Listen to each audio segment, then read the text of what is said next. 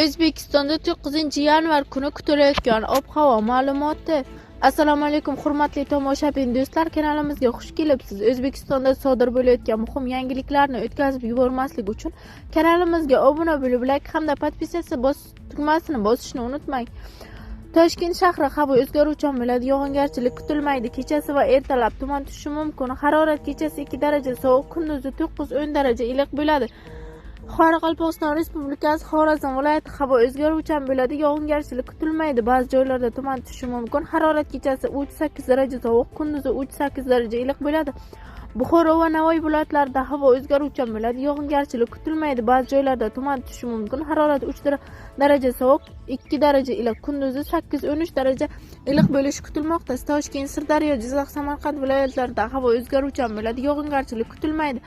Ba'zi joylarda tuman tushadi. Harorat kechasi 2 daraja sovuq, 3 daraja iliq, kunduzi 8-13 daraja iliq bo'ladi. Qashqadaryo va Surxondaryo viloyatlarida havo o'zgaruvchan bo'ladi, yog'ingarchilik kutilmaydi. Ba'zi joylarda tuman tushadi. Harorat kechasi 5 daraja sovuq, kunduzi 10-15 daraja iliq bo'ladi. Andijon, Namangan, Farg'ona viloyatlarida havo o'zgaruvchan bo'ladi, yog'ingarchilik kutilmaydi. Ba'zi joylarga tuman tushadi. Harorat kechasi 2 daraja sovuq, 3 daraja iliq, kunduzi 5-10 daraja iliq bo'ladi. Respublikaning tog'li hududlarida havo o'zgaruvchan bo'ladi, yog'ingarchilik kutilmaydi. Ba'zi joylarda tuman tushishi mumkin. Harorat kechasi 5 daraja sovuq, kunduzi 2 daraja iliq bo'lishi kutilmoqda.